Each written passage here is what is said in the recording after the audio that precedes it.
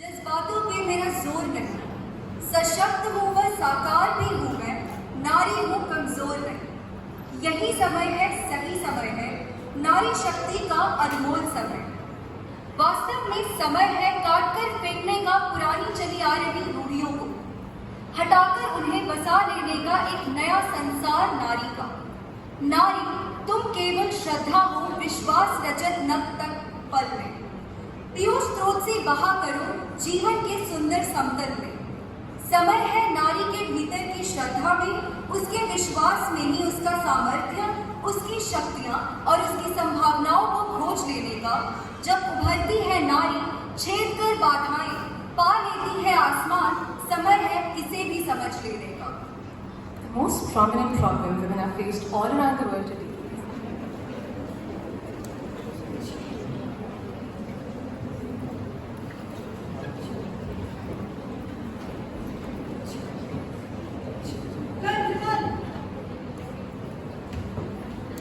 We are beyond honored to have with us Honorable Union Minister Smriti Zubaidah, Minister of Women and Child Development.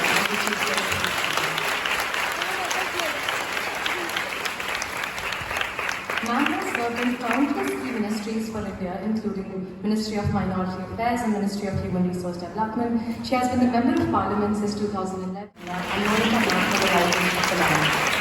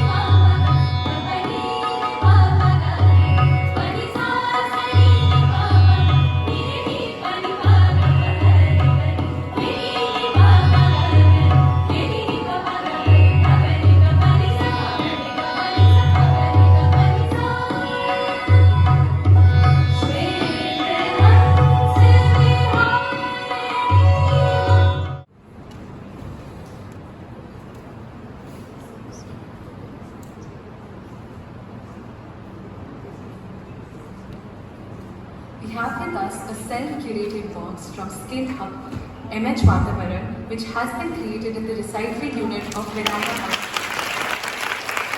Every unit is made in-house by Vedanta House by all students of our college. We also have Vedanta House coffee tables.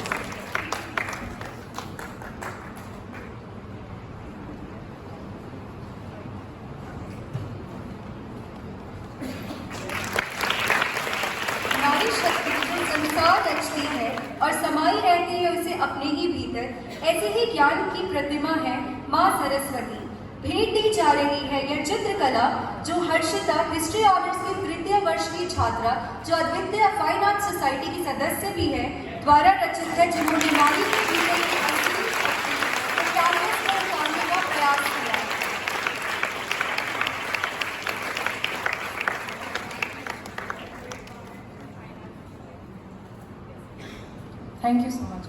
I know you have all been waiting, and I'm not going to take a very long time. Srimati Smriti Irani ji, Minister of Women and Child Development and for Minorities Affairs, Professor Rajni Abhi, Proctor of the College of the University, Professor of Law, as well as Chairperson of the Governing Body of Miranda House. Kritika of New India Junctions was curated this program. Professor Monica Tomar, Convener Debating Society, and all friends, students, non-teaching, as well as faculty members who have joined us from other universities and colleges. It is my honor and privilege to welcome you today. And also welcome Madam Smriti Irani ji to the college. We are grateful to Kritika for organizing this for us. We are grateful to our chairperson ma'am for thinking about us and choosing our college to begin the Great India Debate Series. यही समय है, सही समय है, नारी शक्ति का अनमोल समय है. I think we could not have asked for a more opportune debate for Miranda House. So a huge round of applause.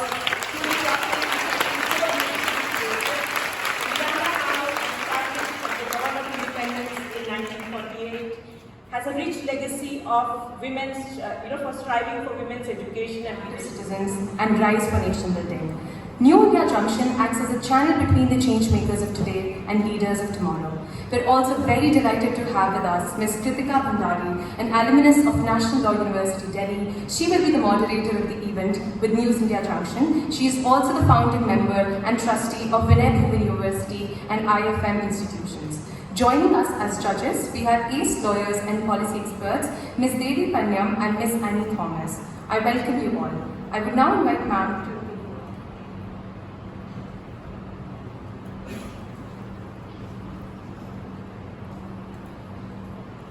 Good evening, Miranda House. How are we doing?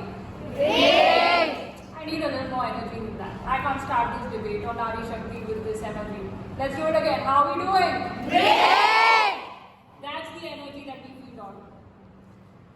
So in the past 9 years, Nari Shakti has indeed witnessed a remarkable transformation in every field. From sports to startups, from defense to democratic representation. Women have excelled everywhere. जिम्मेदारियों का बोझ परिवार पे पड़ा तो auto rickshaw train भी चलाने लगी बेटियां. साहस के साथ अंतरिक्ष तक भेद डाला, साहस के साथ अंतरिक्ष तक भेद डाला, युद्धक विमान भी उड़ाने लगी बेटियां. और कितने उदाहरण ढूंढ कर लाऊं, और कितने उदाहरण ढूंढ कर लाऊं. हर क्षेत्र शक्ति आजमाने लगी बेटियां. वीर की शहादत पे अर्थी को कंधा देने आज शमशान तक जाने लगी बेटियां. कन्या की तथ्यों दर्पण सिद्धांतों में तराजू पर तोलकर वर्तमान समय में महिलाओं की स्थिति की समीक्षा करती हूँ तो देखती हूँ कि आज नारी विरोधी धारणाएं धूमिल हो रही हैं. धरा से लेके अंतरिक्ष तक और न्यायालय से लेके कार्यालय तक हर जगह महिलाएं अपनी सशक्त भूमिका दर्ज करा रही हैं. 21वीं सदी का सूर्य पितृ सत्तात्मक समाज की बेड़ियों को तोड़कर नारी के वंदन और नारी की विजय का उद्घोष कर रहा है. आज महिला अधिकार पूरी कल्पना न रहकर यथार्थ में धरातल पर महिलाओं को सशक्त कर रहे हैं. महिलाओं का जीवन सशक्तिकरण और समृद्धि की ओर बढ़ रहा है. आज जब मैं नीट, जेईई, यूपीएससी जैसी परीक्षाओं में टॉपरों की सूचियों में बेटियों के मुस्कुराते हुए चेहरे देखती हूँ तब मेरा यह विश्वास और मजबूत हो जाता है. जब मैं सुदूर वनांचल से आई गरीब परिवारों की बेटियों को दिल्ली विश्वविद्यालय और मिरांडा हाउस में पढ़ते हुए देखती हूँ तब मेरा यह विश्वास और सुदृढ़ हो जाता है. और जब मैं देखती हूँ कि नासा से लेके इसरो तक और संसद से लेके यूएन तक हर जगह महिलाएं निर्णायक की भूमिका में हैं तब मेरा यह विश्वास और मजबूत हो जाता है. आज महिलाएं राजनीति में सुशासन का पर्याय बन रही हैं.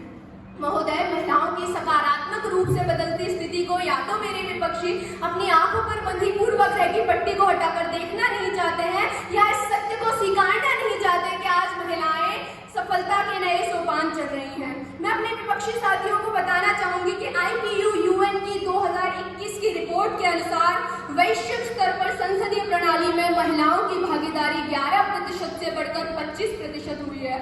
50 लाख से अधिक महिलाएं स्वयं को कृषि क्षेत्र में नवाचार कर रही हैं. विश्व के हर दूसरे स्टार्टअप और इनोवेशन में महिलाएं मुख्य भूमिका में हैं.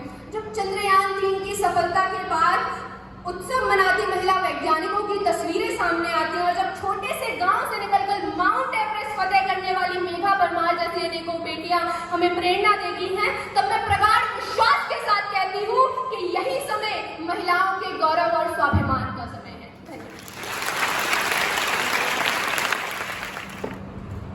नमस्कार, चलिए अब विषय को विपक्ष में इसकी विवेचना करते हैं। नारी कौन है महोदया? नारी स्वयं में सशक्त, समर्थ एवं संपूर्ण प्राणी है। नारी शक्ति एवं समर्पण का परिचायक है और यह समाज पितृसत्तात्मक और पुरुष प्रधान है, जो केवल नारी को बेड़ियां देता है और बंधन देता है। यही समय है। कौन सा समय है? सही समय है। कैसे सही समय है? और केवल यही और सही समय क्यों है? क्या सही समय वो नहीं था जब निर्भया के साथ दुष्कर्म हुआ था? क्या सही समय वो नहीं था जब हाथरस का हत्याकांड हुआ था या मणिपुर का निर्मम दृश्य हुआ था? महोदय, क्या नारियों के लिए यह स्वर्णिम समय इसलिए है कि आज कानूनों के होते हुए भी उनकी इज्जत सुरक्षित नहीं है, या फिर इसलिए कि आज भी उन्हें मानसिक प्रताड़ना का घात सहना पड़ता है? महोदय, आज के समय नारी शक्ति वंदन अधिनियम बहुत चर्चित विषय है, तो जिसके तहत हमें कहा जाता है कि 33% आरक्षण महिलाओं को संसद में दिया जाएगा। परंतु मुझे एक बात बताइए, क्या आरक्षण से कभी किसी का लाभ हुआ है? क्या किसी का स्वर्णिम समय आया है? अभी हाल ही में आई रोहिणी पैनल की रिपोर्ट को ही ले लीजिए, जिसके तहत 97% जो आरक्षण है उसका लाभ केवल 25% क्रीमी लेयर का वर्ग उठा रहा है। तो जिन्हें लाभान्वित करने के लिए आरक्षण लाया जाता है, उन्हें तो उनकी परिस्थिति में तो कोई परिवर्तन आ ही नहीं रहा है और कुछ ऐसा ही होने वाला है इस अधिनियम के साथ। उच्च वर्गीय महिलाएं तो फिर भी इसका आनंद उठा लेंगी, इसका फायदा उठा लेंगी, परंतु गांव में रहने वाली अधिकांश महिलाओं का क्या, जिनकी जिंदगी और सपने आज भी घर और चूल्हे में सिमट कर रह जाते हैं? आरक्षण तो केवल एक लालच देने की वस्तु हो गई है। यह माना कि एक सकारात्मक कदम है, परंतु कानूनों का अगर धरातल में लाया ही नहीं जाएगा तो उनके संशोधन की ही उम्मीद की जा सकती है।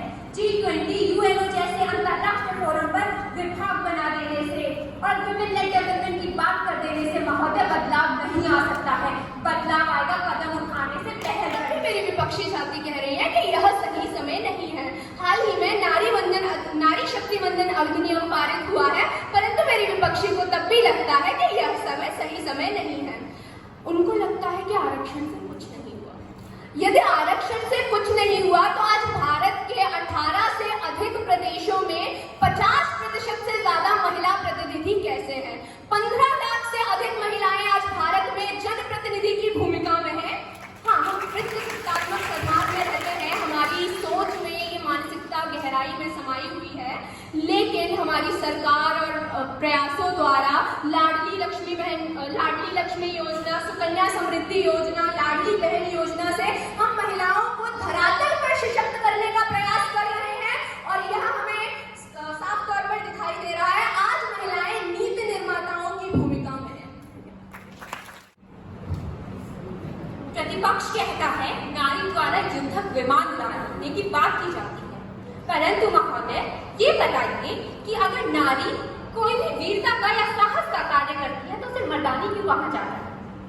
और अगर कोई मर्द साहस का कार्य करता है तो उसे क्यों कहा जाता है कि घर में चूड़ियां पहनकर बैठ जाओ? ये बंधन है, ये दर्पण है पितृसत्तात्मक समाज का।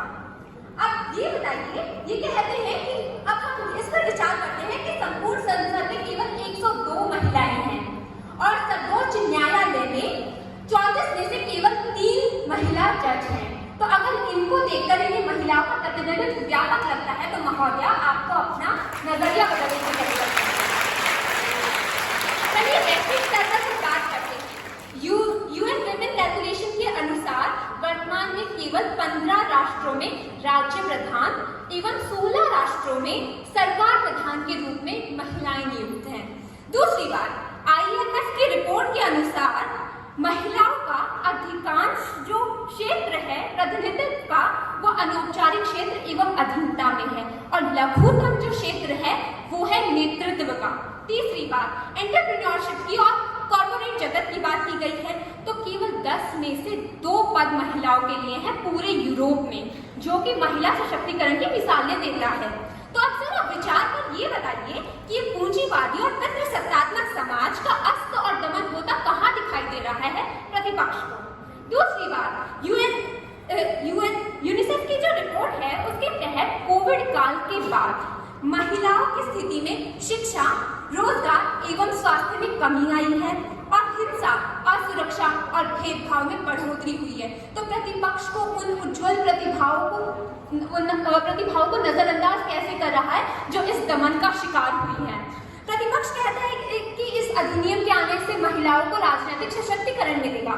तो ये बताइए कि इस प्रक्रिया में चुनावी संशोधन भी तो हो सकते हैं ना, उन्हें क्यों नहीं लाया जा रहा है। दूसरी बात, हम एक ऐसे समाज में रहते हैं जिसके अंदर आज भी सीता को रामायण के युद्ध का कारण कहा जाता है, द्रौपदी को महाभारत के युद्ध का कारण कहा जाता है। यानी महिलाओं पर लांछन लगाने से कभी भी समाज पीछे नहीं हटा है। और क्या कहा जाता है कि 18 राज्यों में 50% से ज्यादा महिला प्रतिनिधित्व है। महोदय, कठपुतली बनाकर नारी को रखा जाता है, लेकिन ये पितृसत्तात्मक समाज है, यहाँ चलती पुरुष की ही है, निर्णय पुरुष की लेता है। Would you like to, in collaboration with me and New India Junction, work with your business? I don't know if we'll win the debate, but let's win the war for women in India. Sure, ma'am. तो आपके साथ new India junction की प्रतिनिधि बैठे हैं। महेंद्रगढ़ में मेरा ये अनुरोध है कृतिका जी कि हिमानी एक स्टडी प्रस्तुत करें, एम्पेरिकल एविडेंस हम गांव से निकालें। एक प्रधानमंत्री जी जो मुख्यमंत्री आपको way of calling Subin Irani happens to be my husband of over 2 decades who has still managed to survive me. And instead of giving long, drawn-out, boring speeches, I'm of the opinion we should do a little bit of an interface. थोड़ी चर्चा हो जाए। तो मैं सर्वप्रथम तो बहुत आभारी हूँ कि सबके मोबाइल फोन इस वक्त रिकॉर्ड मोड में हैं। वैसे मेरे रूट्स तो भागलपुर बिहार से है, बट मेरा स्कूलिंग जमशेदपुर झारखंड से हुआ है and I had answered the CUET and I got the admission here. तो मैं बहुत ही फॉर्चुनेट हूँ that here since today many people have come across and I found no one trolling my name or judging me on the basis of that age. After today it will change. Yes, so first of all, ma'am, I'm really excited that I'm speaking to you and I have a direct interaction with you. But like, it's just like a dream come true. Not because that. Relax, just tell me what you think.